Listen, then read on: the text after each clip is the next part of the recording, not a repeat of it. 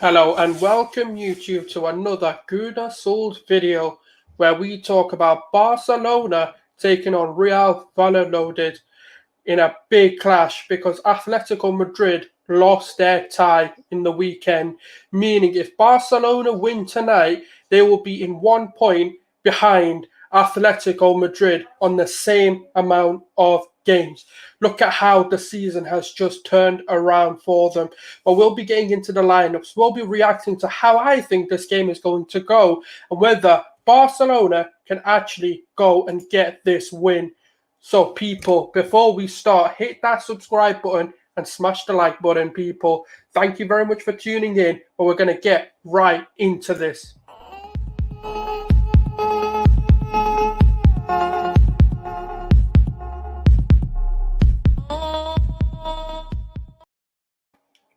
Welcome back, people, and I hope you're having a good day. I hope you guys have had a good Easter for those who do celebrate it. And yes, we are here just to talk about the lineup, something that I'm trying out for the first time, especially with the Barcelona content, where I talk about the lineups and walk you through the game. Big up yourself, talking Barca, man. Loving the support. Hit the like button if you haven't, and obviously people who are new, do subscribe. And just to get into the lineups, obviously it has been revealed, and to kind of just walk you through it, it's going to be Marc-Andre ter Stegen, of course. You've got Sergio Dest on the right wing back, and then you've got Jordi Alba on the other wing back, and then you've got Oscar Mingueza and Lenglet as centre backs. This could be a 4-2-3-1 with obviously Frankie de Jong and Sergio Busquets in the midfield. Who else am I missing? Then you've got Pedri, who probably played the number 10. Then you've got obviously Griezmann, Dembele, and Lionel Messi making the attack. Just got a comment here. I think De Jong should have been rested. If he and Messi get a yellow card, they'll be suspended for the El Clasico. Good point. I'm not exactly sure. But obviously, we've got to take a game at a time. I doubt he'll get a yellow card in this game. I hope not, because obviously Frankie de Jong has massively come ways into this team. And obviously, we don't want to be losing him, especially not for the El Clasico, with Sergio Ramos being ruled out due to a calf injury. So he'll be missing not only the Real Madrid, but the El Clasico, as far as I am aware. But like I said earlier on, this is a big clash because even if you look at the La Liga table, for example, which I shall get up for you guys, it is massive because Atletico Madrid actually lost, meaning if we win tonight, that'll put us on 65 points. Going into the El Clasico, 1 point behind Atletico Madrid. Not only do we then surpass them with 2 points, but we also, with a winning in the El Clasico, we extend that lead in second and hopefully put a lot more pressure on Atletico Madrid. So that's going to be very crucial when we go into a game like this in terms of how we go around this. It'll give us a lot of confidence, obviously. Even if we look at sort of Barcelona's previous games, it's quite phenomenal, actually, what they've done. So if you look at the form going into this game, obviously, Real Sociedad versus Barcelona, what a fucking game that was. 6-1. Barcelona beating Huesca 4-1. Barca PSG, obviously, we knew that. Osasuna 2-0. Barca versus Sevilla 3-0. Going into this, we have really, really come a long way. And obviously, talking Barca saying it's a 3-4-3. I do think it will be. I think he won't divert, but obviously, I think what's going to happen is he's going to be a floating defender midfielder, and he'll change the shape when and if required. It's De Jong, Mingueza, Lenglet, Dest, Busquets, Pedri, Alba, Griezmann. I think so as well. He's turned De Jong into a centre back, which, to be fair, I'm not completely opposed to. I do quite like him in that centre back position. We're looking at Real Valladolid's form coming into this. Obviously, they played Real Madrid losing 1-0, then they draw to Celta Vigo. Getafe they actually beat, then they drew. So it's looking like they're not the easiest team to beat at the moment. Yes, James in the chat, obviously, congratulations on your co-host of the Arsenal Therapy podcast. If you haven't checked James out, obviously check him out at James Payne AFC, just like it's written there. Give him a follow. I know he's on a road to 2K on Twitter. So let's make that happen as well, people. I thought Araujo should play and move into midfield. It'd be interesting. It definitely will be an interesting one if he does do that. And but I do like Araujo as a centre back. I'm not going to lie.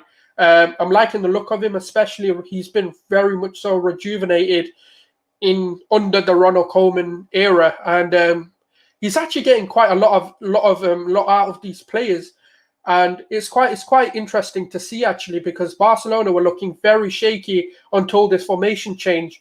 Maybe we're suited to play three at the back because we have aging defenders who are out of form, and none of them have real confidence in themselves. So having that extra defender will actually help them. And De Jong is quite mobile. He's quite versatile in the sense of how he plays.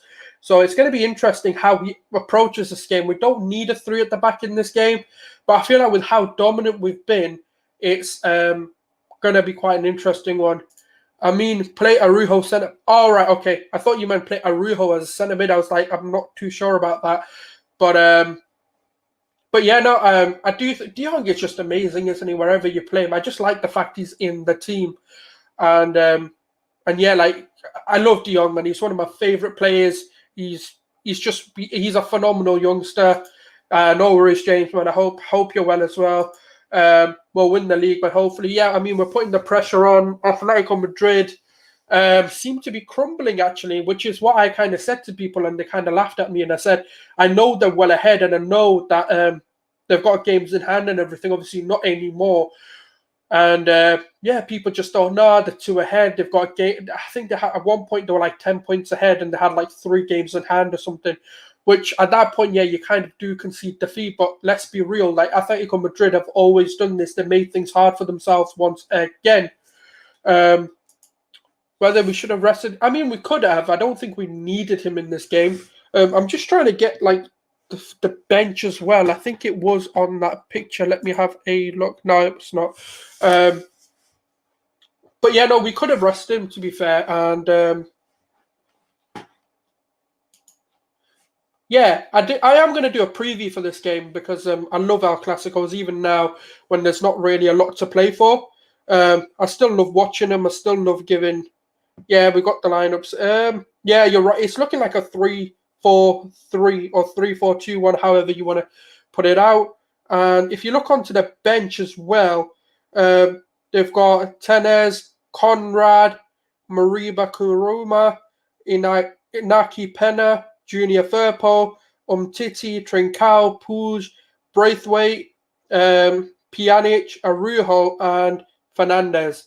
Obviously, what we could have done is, played Araujo into that centre-back position and put De Jong. But I think Pedri does look good, and I think he wants to give people an opportunity to play, and which is all right. I'm not opposed to it, but obviously with the yellow card, obviously if he does get another one, he's going to be completely out. I'm just going to try and see if I can get the formation thing up as well, just so people can have a better look. There we go. Lineups are here. So obviously, if people are just wondering how Ronald Koeman is actually setting his teams up at the moment, this just gives you a better kind of idea of what he does. So he's kind of gone into this sort of 3-back, 5-back, however you want to put it. Have Jordi Alba and Sergino Dest as the sort of explosive attacking wing backs. So what you'll see is Sergino Dest will actually be quite a lot in these positions, occupying this sort of area where he plays a lot attacking, and same with Jordi Alba. That's just because obviously Sergino Dest and Alba, the thing they lack a lot is their defensive ability, and they do get exposed quite a bit, but going forward, they're phenomenal. So I think that's why Ronald Koeman's changing his formation. What's going to end up happening is De Jong is going to play further forward, in my opinion, and he's going to actually play with the 2 centre-backs, but De Jong kind of dropping in and having Pedri as a box-to-box, and then obviously Sergio Busquets is just going to do what he does as a 2 CDM kind of thing. It's a brilliant way of playing. Obviously, Dembele will not be a striker, I can tell you that. he'll probably end up on one of the. He'll probably end up on the left more than likely, and then Griezmann coming down to the middle. But they do interchange quite a bit, just like the MSN system. Even when we had David Villa, Sanchez, and Pedro, Messi, even in that attack, they did the same thing. Talking Barca saying, play Araujo, rest De Jong for the midfield. In the 5th game in a row, he has played 90 minutes as well. No, you're not wrong. He played a lot for Netherlands. He played a lot for Barcelona before the international break. I'm not in disagreement. I don't know. Maybe he's fit enough. I don't know. I hope he doesn't get that yellow card, and I hope he doesn't get an injury, because he's been vital to the way we play. Araujo would have been perfectly fine. Even if we wanted to then just play Trincao, to be honest, that would have been fine as well. There were so many more options that we could have gone with, such as, you could have played Fernandez there, to be fair. You could have put in Umtiti. You could have played Araujo. There's a lot you could have done. You could have just changed the system if you needed to. But obviously, Masip returning to Barcelona, which is going to be to the Nou camp as well. Obviously, one of our La Masia players going over to Real Valladolid. We'll see how he does. He's been quite a decent keeper, actually, this season. Obviously, we can see they're playing a 3 similar. They play with a 2-striker, Sergio Guardiola and Codro. They got Nacho Martinez, Ruben Alcaraz, Oscar Plano, Rocco Mesa, Jancao, Javier Hernandez, Bruno Olaza, and then obviously a former La Masia player in Jordi Masip. To be fair, I think Barcelona are just going to dominate this game like they normally do. I think they're just going to turn them over. Because a lot of those players have not got as much defensive responsibilities because of the sort of 3-5 back that Ronald Koeman is now playing. They're just going to be able to express themselves. Pedro's been really good recently. He's been that sort of quiet, just getting on with his game. I do wish Puig was playing. I don't know whether Ronald Koeman even rates him or not. I'm not sure what the story there is. But I'd love to see Ricky Puig get more minutes. This would have been the perfect opportunity to play him. Obviously, if you guys are new, hit that like button and do subscribe. I am on the road to 150. By the end of this month, I'm hoping to hit that. So if you guys haven't, it'll be really much appreciated if you guys could help me on my journey. Obviously, I do have a few new subscribers, so thank you very much for whoever has subscribed. Hi, I highly doubt you're the real Lee Gunner. But yeah, big up yourself. Thank you for tuning in, I guess. And obviously subscribe if you haven't. And yeah, I highly doubt it. I know people make profiles. If it is, I'll be very shocked. I mean, if it is, you can DM me. That's the only way I'll ever believe it. But yeah, no, going into this game, though, obviously, we're out of the Champions League. Obviously, we've still got, I believe, the Copa del Rey to play for, and then every other competition we don't really have. We're not as congested as a lot of the English teams. So we're lucky in that sense, I guess. Obviously, what you can find on this channel, I'm going to be talking about Barcelona and Arsenal primarily. And they're the two teams. Obviously, I am thinking about doing a Champions League preview tomorrow if I can find some time. I do want to talk about the Real Madrid game coming up, obviously, against Liverpool, because obviously we've got them for the El Clasico, so I will be doing a scouting mission of some sort. So if you guys want to see that, obviously just let me know and we can make that happen. If you've got any questions about this game, yeah, obviously talking Barca, I'm pretty aware it is going to be the fake one. So I think Liverpool will beat. There's a funny stat about this one actually, because Sergio Ramos is out in their sort of last 10 games. So the last 10 games that Sergio Ramos didn't play for Real Madrid, they lost 7 of them. So that tells me a lot about what. But obviously, Karim Benzema has been on the form of his life. Asensio scoring as well on the weekend.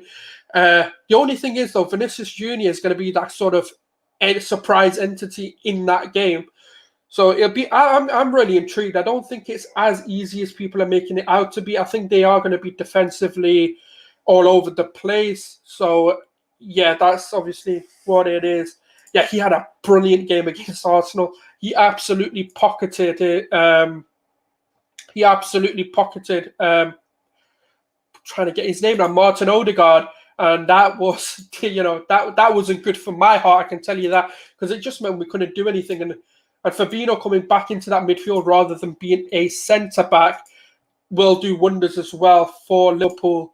Obviously, I will try and do a preview for that game tomorrow. But obviously, on the Barcelona game, I think this game is going to go very much so. As we've seen, Real Sociedad got turned over.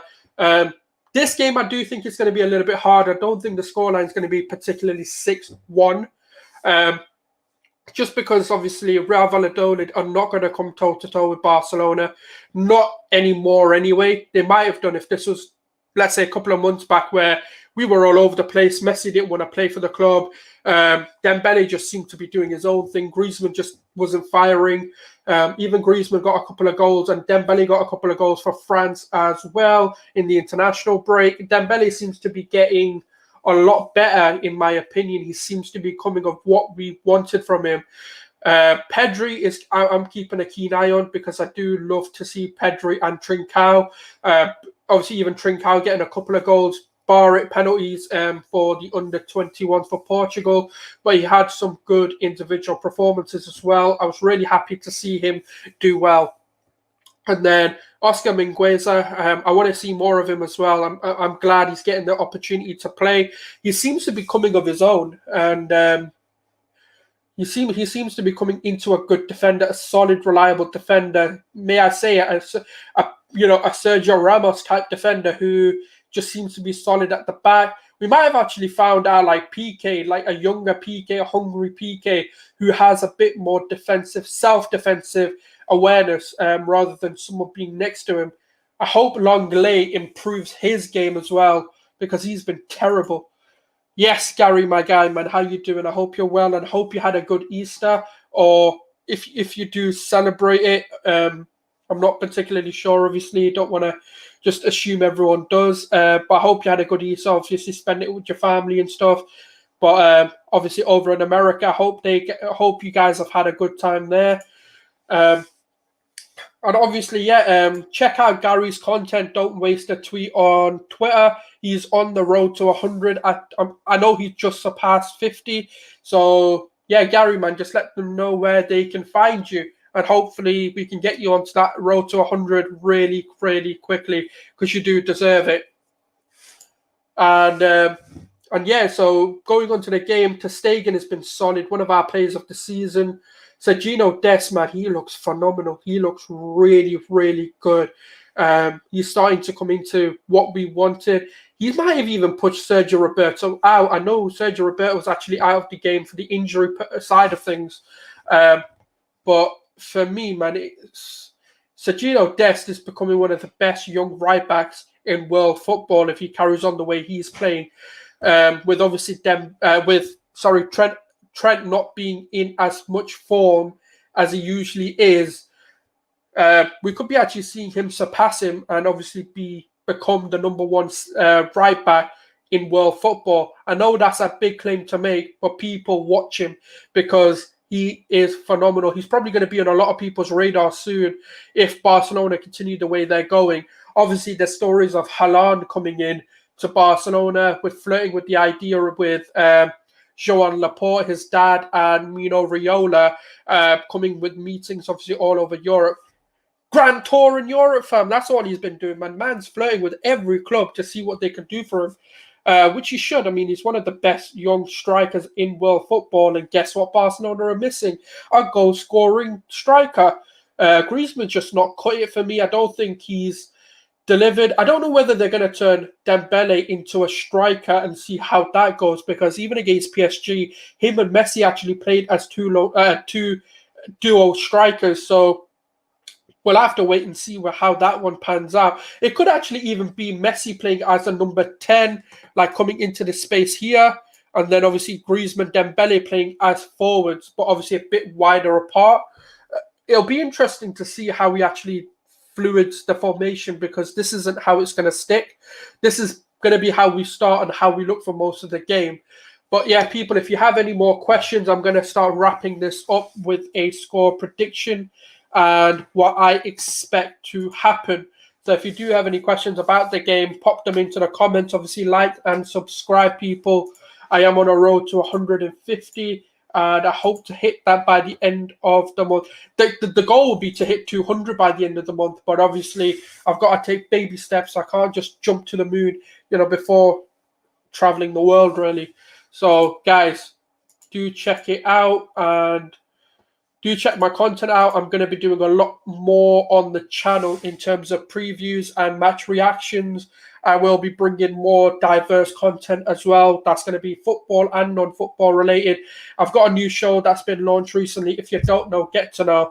That'll be on the channel as well, where I interview people within the footballing realm, journalists, hosts, people who make their own content, gamers, CEOs, business people.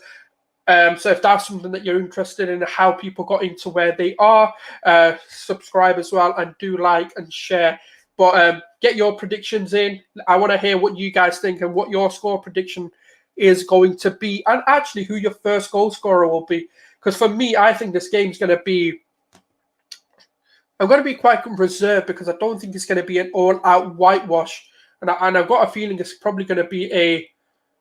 Ooh, this is going to be a tough one. I think Messi will get the first goal, and I think this game's going to be a 4-0. I reckon we're just going to... I know I said no whitewash, but I reckon we probably will, which will be interesting. But I do think Messi will get the first goal, and I do think at some point Dembele will score in this game, and I hope he does, so his confidence is up for the El Clasico, which again, guys, I will be doing a preview. I'm just not sure what day of the week. But follow me on Twitter at Let's Debate Footy, and the news will be there first. So people, I hope you enjoyed. This is something new where I'm going to do a lineup reaction, kind of a match preview in one. I hope you guys liked it. I hope you guys enjoy the content. Obviously, let me know what I can do. Any content ideas that you'd like to see on the channel, obviously let me know in the comment section below if you're watching on replay. But thank you very much, people. This is Gunnar Souls signing out.